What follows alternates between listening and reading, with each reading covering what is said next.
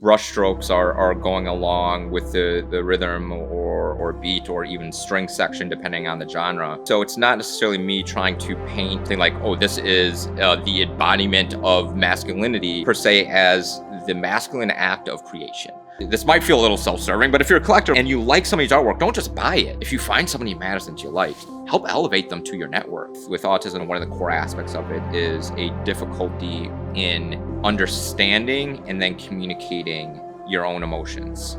You're feeling something, right? But you never really quite know exactly what. And so it's a way for me to express that. Matthew Braunginn. I go by Higgs as my pen or artist's name. My work is that in visual arts, creating abstract expressionist paintings in acrylic and oil, and this is the Layered Onion. In another life, I am a physicist. It is, professionally, I do, I guess, work within politics and social science fields. That is as much of my family upbringing as well as it is also my luck in teachers. In school, it was unknown at that point that I was autistic, but I had different learning disabilities, and my academic performance very much was reliant upon the type of teachers I had. And I had some really good social science teachers and English teachers, and that, I always had still like very much of an interest in history and politics. So that was always there, but they were able to really nurture that, and able to, help create really analytical systems thinking and critical thinking that dived into that. On the math and science side, I did not. I had really only a couple of math and science teachers throughout my entire academic career, maybe 3, that really pulled me in and that challenged me in the way that I like to be challenged. And so particularly on the math side, those things just never really developed. I never really was able to take those deep dives and go down that route. But even intellectually and just individually, was always fascinated by the sciences. I mean, in was it Jurassic Park, dropped in, what was it, like 92, 94, something like that. I was like 8 years old. You'd expect that I would have been obsessed about the dinosaurs, particularly being autistic. But actually what really grabbed me was DNA. And I did a whole report on DNA in 8th grade, not 8th grade, but at 8 years old, because of Jurassic Park. And that fascination always continued. In high school, I saw something on TV around quantum physics and astrophysics and even astrophysics a little bit before that. Always had a fascination with space and existence and these large questions of why things are the way they were. And that absolutely still translates over to my love of history and studying history and trying to understand why things are the way they are. But again, so that science side was just always there, always reading about science, staying up to date on newest experiments and research and lines of thinking into the field. And that's always been there. And so, my casual readings are about history and science, and that's what I do for fun. So the Higgs comes from in 2 parts. As I started painting, I some of my first pieces were signed with my name, Matthew Braunginn, and I don't know, something about it just didn't feel quite right with that. And I was sitting there trying to think about what would represent me holistically in all my being. One is that family lineage of being rooted within, on my dad's side of the family, the African diaspora, roots in enslavement and slavery, and as well as the civil rights movement, and being very proud of that. And my dad and our family always having these conversations about our family, about race, about society, about poverty, and all those dynamics. And, so that came from that side of the family, with Higginbotham being my father's original last name. Very long story. Well, not long story, but a story on why the last name changed.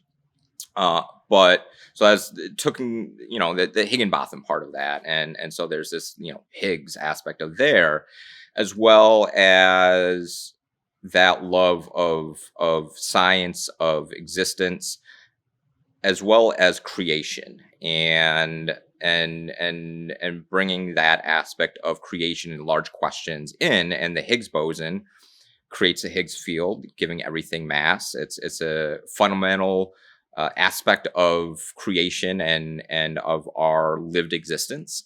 So it was this kind of large philosophical questions that I love to explore, married with the very impactful aspect of my lineage, married together to come together with Higgs.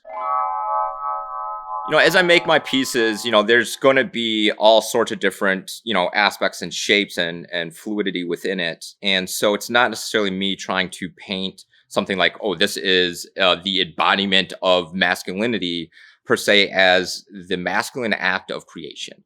There's a feminine act of creation. There's a masculine act of creation.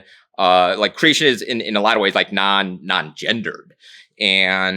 But we live in a time where masculinity is presented as an act of destruction. It's an act of power over and oppression and domination. When there's this entire other end, it could be as traditional as a woodworker or a construction worker that is creating something with their hands. But it's in this is bringing myself in being male and masculine, and pouring that self into an act of creation, and not an act of destruction, and just really embracing that core idea of creation in a masculine sense, and trying to present a different way of being masculine. My work, in some ways, and particularly some of my more recent pieces, are starting to become a little bit more inherently political. When I just finished, I'm putting a binary in it of no tyrants, no kings, no AI lords, as I finish it up. And it's this almost surrealistic piece, opposed to what I've typically done in abstract expressionism. It's a little bit more objective, in as you're looking at it. And even with some of my other stuff that is a little bit more figurative as well. There are those things, but in a world where the arts, and particularly arts that challenge the status quo, arts that challenge mono thinking of this regime, it becomes just that much more important. And even same with my writing, it's what can be subversive in what is attempting to be dominant and oppressive. Every act in that sense ends up being a act of resistance. And the more that you can engage people in challenging these ideas that are attempting to be pressed upon us all, the better. And so that's kind of, in some ways where I see my work continuing to go and grow as I work to process the world that we are increasingly living under in a fascist regime. I'm starting to do a lot more in oils than acrylic at this point, and that's, yeah, like I've taken a deep dive, and I'm still learning them. In a sense, they're moody in a way acrylics aren't. In some ways, they're easier to work with. In some ways, a little harder in a sense. It all kind of depends on how you look at it, and in some real ways. But I like the ability that you have to play with oil versus acrylic. Acrylics dry really fast, even if you're using extenders and different methods that prevent it from drying fast. It still dries very quickly, particularly to a point where when you want to kind of play with it or fix something or adjust something, you can't quite do that in the same way that you can with oil. And you can play with oil in a different way than you can with acrylic. A lot of times I'll find myself brush strokes are going along with the rhythm or beat or even string section depending on the genre. But music has always been a large part of my life, not just my family life. Growing up, Sunday mornings would be filled with jazz and the smell of pancakes on the griddle, and that movement, with my own dad being a very much a lover of jazz and a advocate of jazz. I played the saxophone. My mom played the piano. My sister played the cello. My dad played the saxophone. So music has just always been a part of my existence, and it's just a large part of the process. Is I constantly create playlists that kind of fit my mentality at that mind, that impact the paintings. And there's like these 4-hour playlists that I can get lost in, that expand across genres, and it just is a energetic driver of the process. This latest piece was painted to a lot of Dvorak, classical composer. Other pieces that are particularly showing right now are a mixture of, some were made with jazz, particularly like Alice Coltrane, Pharoah Sanders, Yusuf Lateef, Kamisi Washington, this brilliant harp player, Brandy Younger, to jazz, to hip hop and funk and R&B, such as Sade, and I'm blanking on a bunch of others right now. But even again, hip hop, you're looking at Outkast and some Southern cats and UGK, and some more traditional folks, Kendrick Lamar. So it's just a broad range of energies and emotions that it just helps kind of channel everything through. It's my internal, it's my processing of in a lot of way my own existence. It's a very meditative process in the truest sense, that I'm not sitting there dwelling on a thought. Thoughts are going to come and go, and if you really learn about meditation, it's not about not thinking, it's about not dwelling on your thoughts. So it's, thought pops in your mind, you let it play out, but you're not engaging in it, you're observing it. And in the same sense, it's, I might be painting and a thought or emotion is running through myself. It just ends up externally in the piece, but I'm not dwelling on it. It's a very meditative process that's there, but it's still me processing my excitements or frustrations with the world, deep emotions that sometimes I'm not entirely sure even what they are, and it just kind of all comes through. And when I don't, if I'm maybe in a very busy stretch of work and I'm not able to paint as much, I feel it. My boss, one time, I was really busy, I couldn't paint for a couple of weeks, and I was tense, and I took a couple days off work, long weekend, came back on Monday, and on a Zoom call, she was like, "Oh, you seem a lot more relaxed today." And I was like, "Yep." And it's just, I was able to take basically, I think I put in a good like 40, 50 hours that weekend at least, and just dive into it. Wisconsin is one of the worst states, if not the worst state, when it comes to investing in art. We don't invest in art as much as people say they appreciate it here. We don't invest in it here, even within the county and the city itself. We don't invest in our art and artists the same way other places do. Madison, I think, loses a lot of artistic talent to places like Minneapolis, Chicago, New York, and elsewhere, because of the lack of opportunities, because it seems like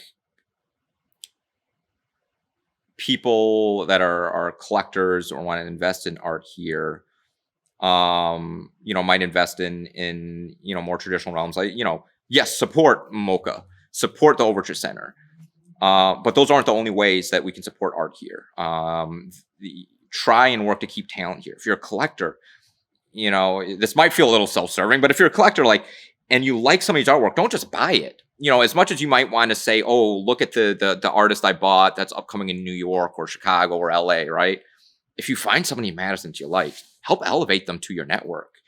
As much as it's great that you have a rising star from New York, think about the way that you'd be able to, the importance in elevating somebody in Madison that could then, sell to collectors in New York and LA, and what that would do for Madison in of itself, and being able to cultivate a scene here. You can look at, I think, like Santa Fe, which is smaller than Madison, that a lot of artists kind of go to and can find themselves in, can find a career in.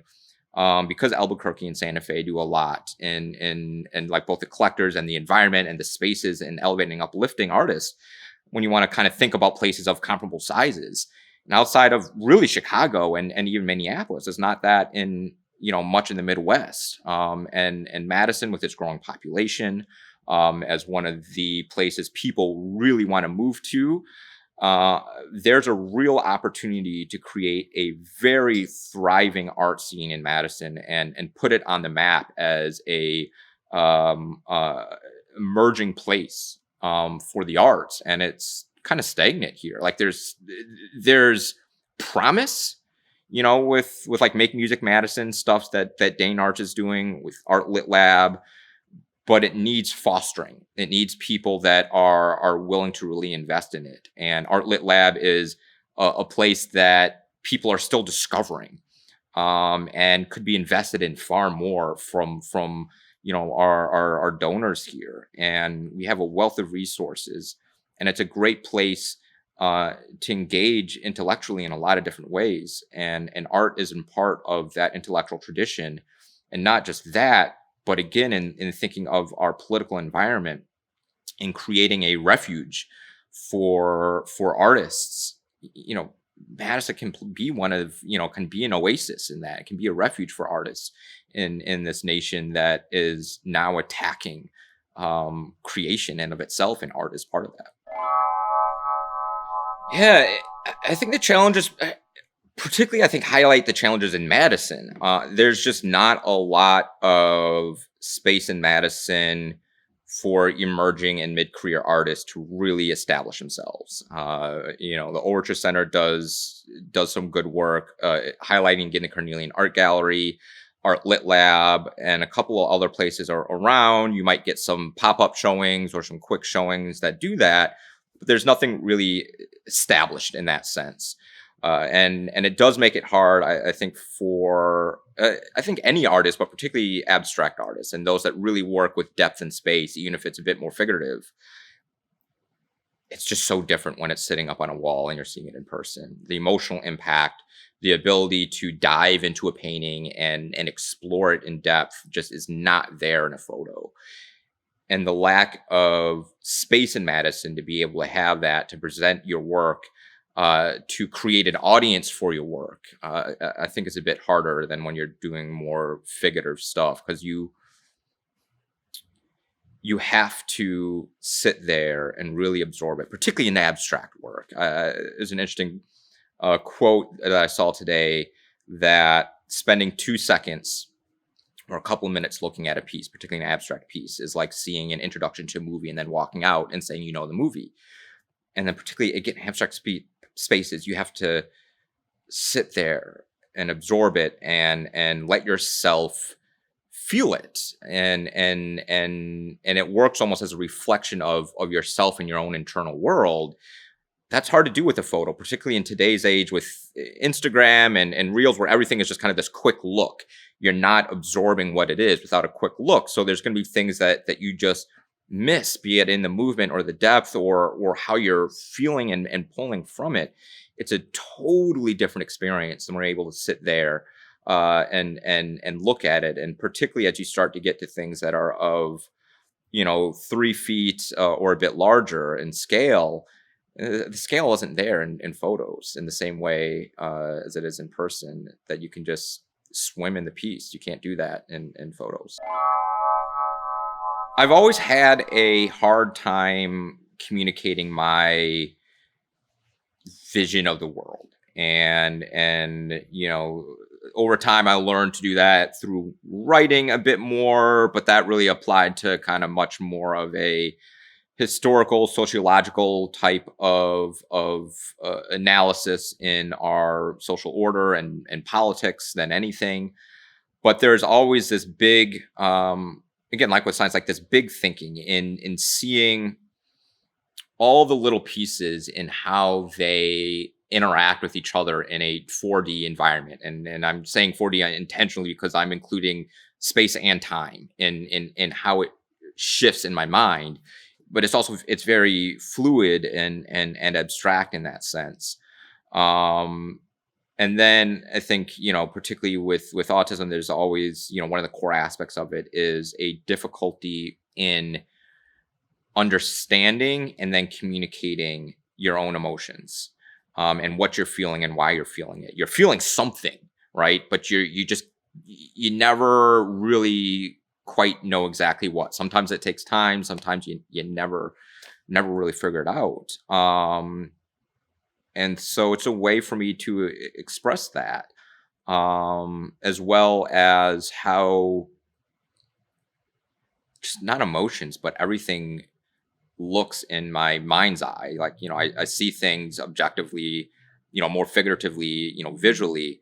But in my mind's eye, it's all very abstract. And I think that also a myth of people with autism is that we're these, almost engineering like thinkers. And like everybody, there's a wide way of being that we have in being able to see and engage in the world.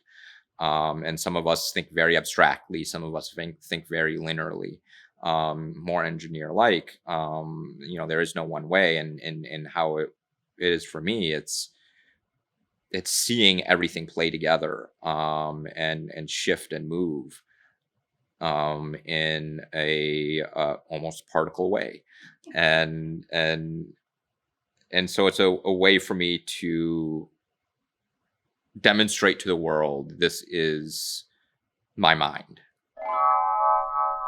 I'm not sure. Like, I'm still very, at times, taken aback that I'm self-taught. I started about 7.5 years ago, of like where I am with it. Like, I'll start painting something. I'll just sit back and just like blown away that I'm capable of doing this.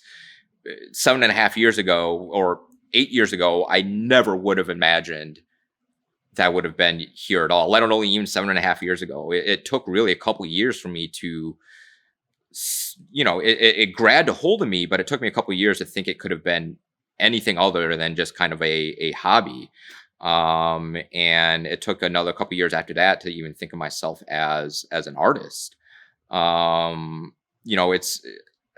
It's really hard to say. It's just for me, emotionally, just came out such left field that I can't really think about what would have happened if I got into it younger. If you're interested in my art, you can go to my Instagram, which is the Higgs Tape, HIGGSTAPE, with the before that, or to my website, Braunginn.com, BRAUNGINN.com. If you're interested in purchasing, just reach out, and or even a commission. I am absolutely open to commissions if you'd like to learn more. You can also see some of my work on display right now at the Carnelian Art Gallery through next week. So that would be April 25th. And then at the Overture Center, come to the Artist Talk on April 24th at 5:30 p.m. And the showing there will be up through May. Matthew Braunginn, or Higgs, as you might know. And this was The Layered Onion.